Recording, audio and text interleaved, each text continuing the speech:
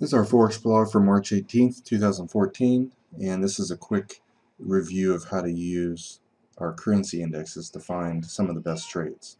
Basically what these are is a chart of each individual currency. Here's the dollar, here's the euro, here's the pound, here's the yen.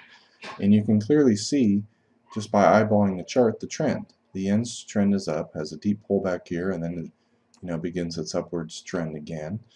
The dollar has a nice little trend line here that gets broken, and you can see it trends down for the rest of the day. You also have a nice little sideways rectangle in the pound. It's going nowhere, it breaks down, and it trends down the rest of the day. So in a nutshell, all you got to do to trade with this is to find the strongest currencies to buy versus the weak, and if the weakest currency is on top, you sell it versus the strong if it's on the bottom currency. So the euro's on top of all these other pairs, and you can see it's trending up starting the day off. It's above its hourly moving average. It then breaks down right here, and you have many opportunities to sell it right when the initial trend line break, on a pullback, on a pullback. Here's a deep pullback right to last week's most traded price of the euro, yesterday's most traded price of the euro, and the hourly moving average.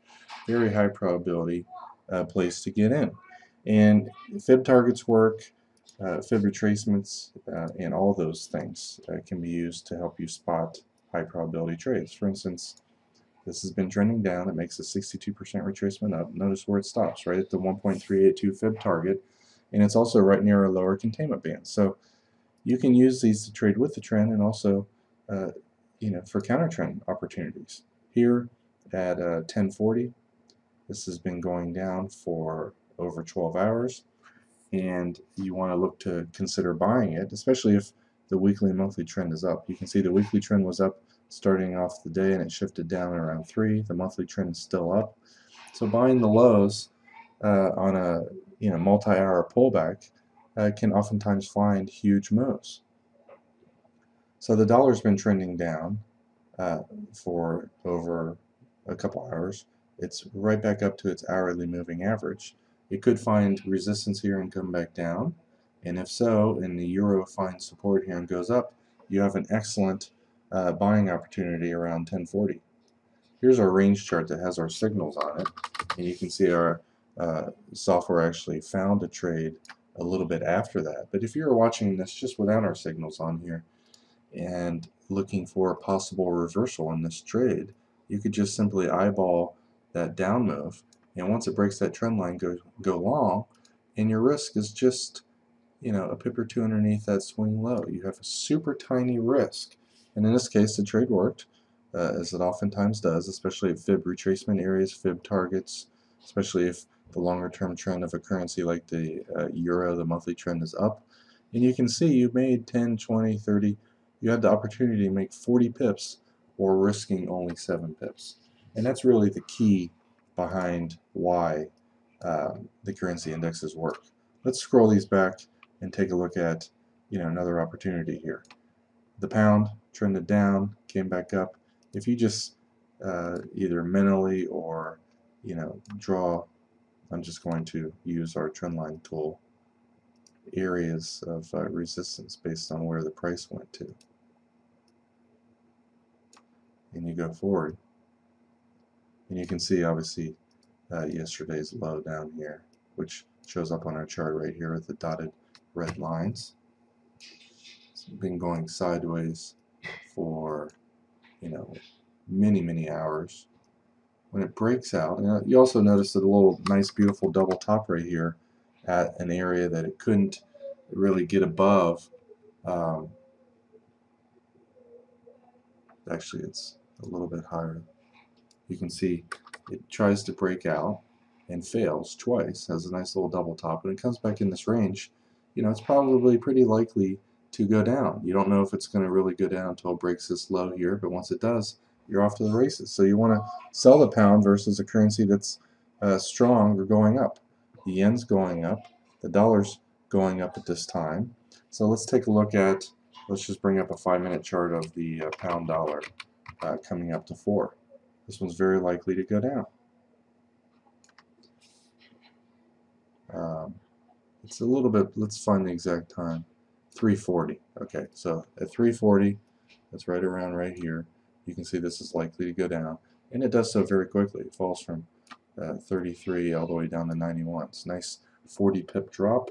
If you sold the next retracement here, you probably broke even or made or lost 5 pips. Sold the next pullback, you made money, and you know, that's it in a nutshell. The pound is weak. You can see the euro at that point of the day was quite strong. You could also buy the euro versus the pound. The euro at that time was strong, the pound was weak.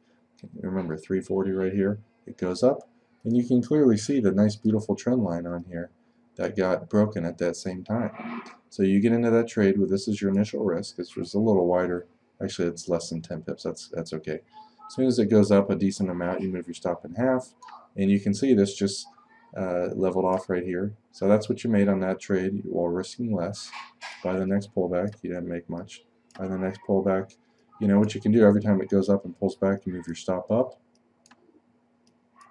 Here it didn't take out these highs, so you might have got out of that trade here, and you know, if you're inclined to get in and out frequently, you would get back in again here. And again, the key to trading is small losses, big wins. Even if this is your profit on this trade, you're never going to catch every pip. You made 2.5 times more than what your risk is. And with those kind of odds and win rate versus loss rate, you know, it makes trading quite easy compared to other methods out there. Now here's the Australian. You can see the daily, weekly, monthly trend is up. You can see a nice little trend line here. And you can also use all of our drawing tools for this too. You can draw your trend channels on this. And most of the time, when a currency is trending up like this, it's going to bounce off of this and kind of go up slowly. And when it breaks out of a trend channel, that's a huge, big deal, especially when all time frame trends are up and it's not at nor is it beyond the upper white band. Most of the time, the upper white band contains price. 1 day out of 5, it doesn't, and price, you know, rockets through it. So here we have an uptrend. Let's go back to, and this is around 840. You can see the euro's trending down here. The pound has been a week already. So selling the pound Australian coming up to 9 o'clock is also an excellent trading opportunity. And you can see that's exactly what happened here. It was going sideways for many hours. Nice little wedge shape. You know, volatility gets smaller and smaller and smaller. And again, the key to trading is small losses and big wins. You know, if you're a short-term trader or a long-term trader, you know, this is 3 to 4 times bigger win than what your risk is. You get short again. Here's your risk, and it kind of goes down, goes down, goes down. And you always want to draw your fibs on these to know where the fib targets are. Most of the time, the 1.618 is the end of the move, but occasionally it'll go to the 2.0 level. You want to draw multiple fib levels on the chart, and you will oftentimes find fib clusters. In this case, it went right to the 1.382 of this last little move.